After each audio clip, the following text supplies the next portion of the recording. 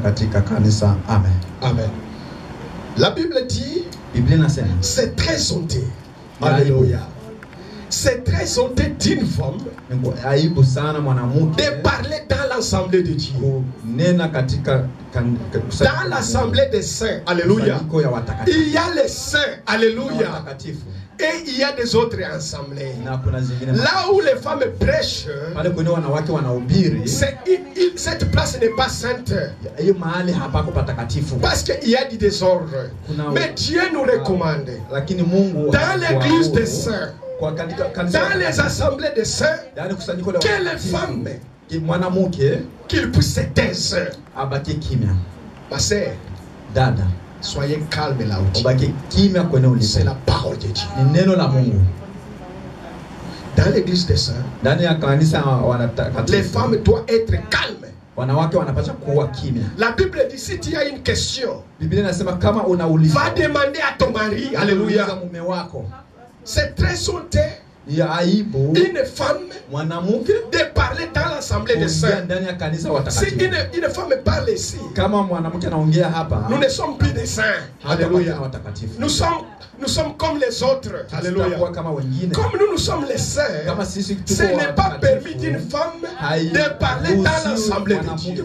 Si tu as une question, alléluia, va demander à ton mari. C'est ce que dit la parole. Comme si tu n'as pas un mari, écrire ça. Alléluia. Écrivez votre question dans un bout de papier. Amenez ici. On va donner au pasteur pour que cette question soit être lue dans l'église, pour que tout le monde puisse bénéficier à votre question. Alléluia. Si ma femme, elle commence, elle appelle Frère Jonas, demander une question, elle est devenue désobéissante envers moi. Elle va me demander moi d'abord. Si moi je ne comprends pas, c'est par là moi je vais appeler Frère Jonas pour le demander. Frère Jonas, ma femme a une question. Nous voulons la réponse. Parce que moi je n'arrive pas à trouver une réponse. Ma femme ne peut pas sauter moi et demander à Frère Jonas. Elle manque le respect envers moi. C'est ce que dit la parole. Comme tu n'as pas un mari, il faut écrire ça. Alléluia. Amenez ça ici dans l'église de Dieu. On va donner au pasteur. Et le pasteur va répondre à votre question. C'est ça ce qui se passe dans l'église des saints. Alléluia. Respectez les serviteurs de Dieu. Amen. Amen. Il faut les respecter.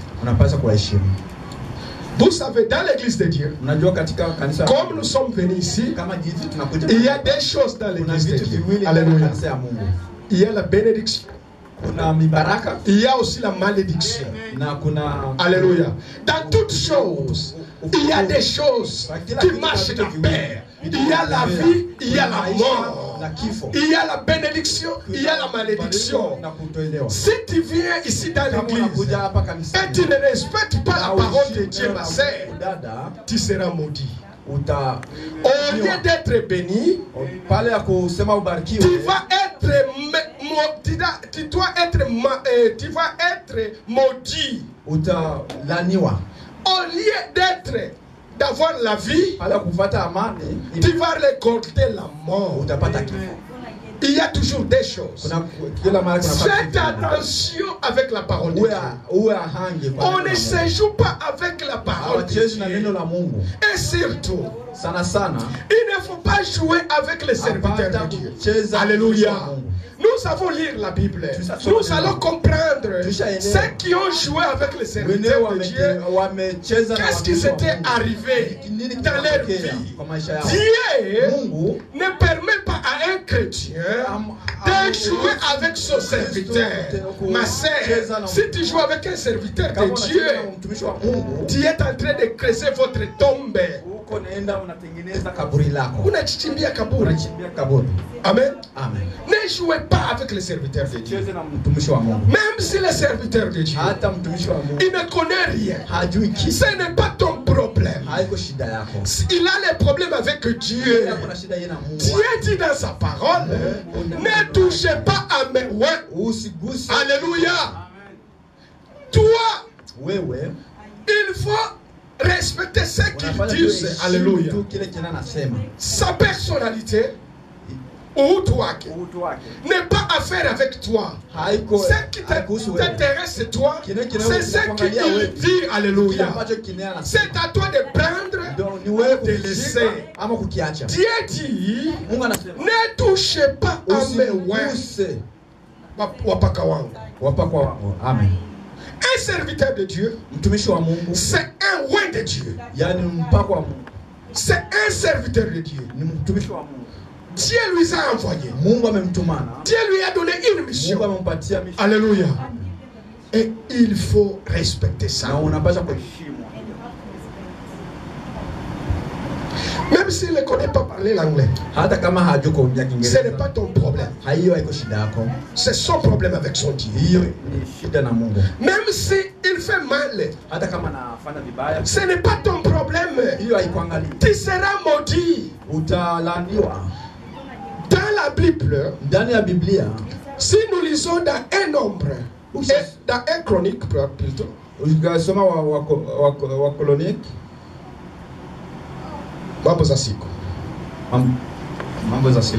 un chronique. Un chronique 13, verset 9 jusqu'à 10. Comme on n'a pas le temps, on va expliquer seulement ça. Lorsque David, et il faut écrire ça quelque part, vous allez lire à la maison. 1 Chronique chapitre 14. 1 Chronique chapitre 13 plutôt. Verset 9 jusqu'à 10. Vous allez commencer, c'est une belle histoire. Ça va commencer au verset 1 jusqu'à la fin. David, il était le roi d'Israël. Roi de Dieu. Alléluia. Il était roi de Dieu. Il était aussi roi d'Israël. Alors, il savait la guerre avec les Philistins. Les Philistins les ont battus. Et ils ont pris l'arc d'alliance. Ils sont partis avec dans leur camp. Et David a prié à Dieu pour qu'il puisse vaincre. Il puisse vaincre la guerre pour que l'arche de l'alliance puisse retourner à l'Israël. Et ils sont partis à la guerre. Ils ont vaincu la guerre. Et ils ont récupéré l'arc de l'alliance. Ils sont venus avec. Mais à condition, Dieu les a donné la condition. Il les a dit que cet arc d'alliance, vous allez porter ça sur votre épaule. Alléluia. Mais David, comme il est un homme, il dit non. Ça c'est l'arc de Dieu. Comme l'arc est retourné, on va faire une voiture, une belle voiture. On va mettre ça là pour que l'arc de Dieu soit en sécurité. Ils ont fabriqué une voiture et l'arc de Dieu était dans la voiture. Mais à côté de l'arc, il y avait les hommes qui gardaient cet arc. Et l'arc voulait tomber. L'arc était dans la voiture, mais il voulait tomber. Mais cet homme, il était près de l'arc. Et il a vu que l'arc a près de tomber. Il a touché ça pour faire que l'arc ne puisse pas tomber. Qu'est-ce qui était venu? Dieu a tué cette personne dans la place. Cette place, Dieu lui a tué. Cet homme avait une bonne intention de protéger l'arc de Dieu. Mais ce n'était pas un homme qu'il faut. Dieu a déjà mis la loi. Il y a des choses qui est réservées seulement aux serviteurs de Dieu. Et cet homme voulait seulement sauver l'arc de Dieu. Mais Dieu l'a tué sur place. Ma soeur, mon frère, dans l'église, il y a un travail qui est réservé aux serviteurs de Dieu. Il faut savoir porter place dans l'église de Dieu.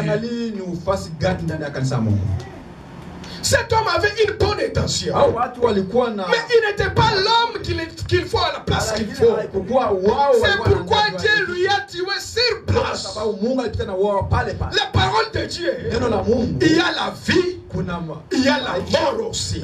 Si tu vas au contraire avec cette parole, ma sœur, tu vas rencontrer la mort à ton chemin.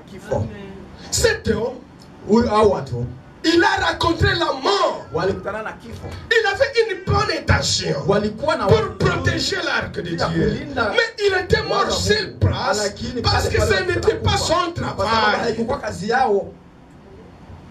Toi, tu es là pour corriger un serviteur. Toi, tu es qui pour le corriger? Est-ce que moi j'ai un contre-terrain? Un serviteur de Dieu n'a pas un compte à rendre. Alléluia. Il a un compte à rendre avec son Dieu qui lui a donné cette responsabilité. Amen. Respectez les choses de Dieu. Respectez les choses de Dieu. Au lieu d'être béni, tu seras maudit. On ne joue pas avec la parole de Dieu. On ne joue pas avec l'homme de Dieu. Alléluia. Amen. Parce que l'homme de Dieu, lui, il a un contact direct avec Dieu. Si Dieu installe quelqu'un dans l'église, Dieu lui donne aussi le pouvoir. C'est comme un président de la République. Si un président de la République est voté, on le vote, et il est couronné comme un président de la République, on lui donne tout le pouvoir. Cet homme peut décider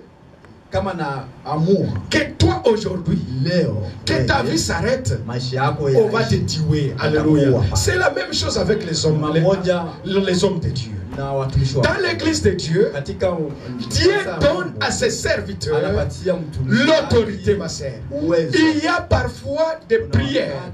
Tu peux prier, Dieu ne peut pas te répondre. Il fallait l'intervention de l'homme de Dieu. Un chrétien est limité. Alléluia. Un serviteur de Dieu, c'est celui qui aide à un croyant d'être connecté avec un Dieu.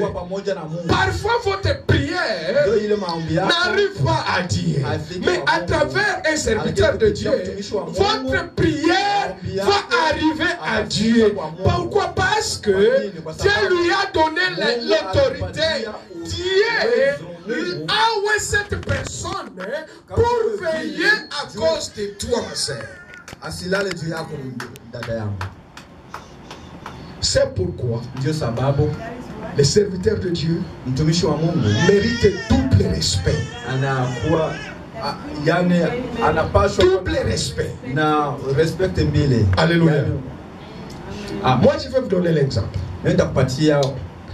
Quand Frère Jonas me dit que Frère Laurent, tu vas prêcher, pour préparer à prêcher pour vous la parole de Dieu, les enfants de Dieu, parfois je dors à 3 heures du matin. Demandez à ma femme.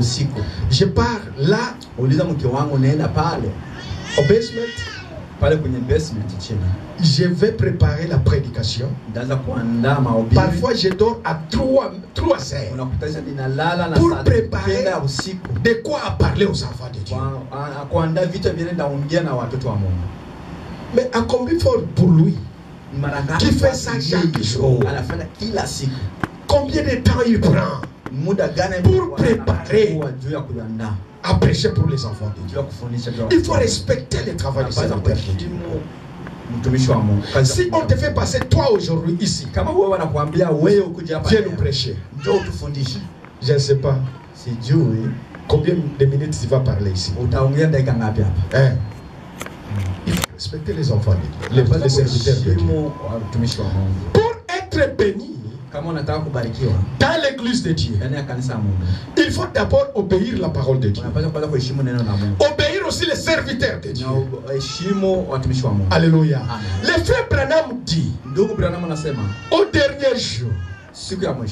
dernier jour, chaque pasteur, alléluia, va se présenter devant Dieu avec ses croyants derrière. Alléluia. C'est ça. C'est lui qui est votre représentant devant Dieu. Il sera là debout. Et nous serons derrière lui, devant Jésus-Christ. Frère Branham aussi sera là, avec ce qu'il a prêché derrière lui. Paul, il sera aussi là, avec ce qu'il a prêché. Et tout le monde va donner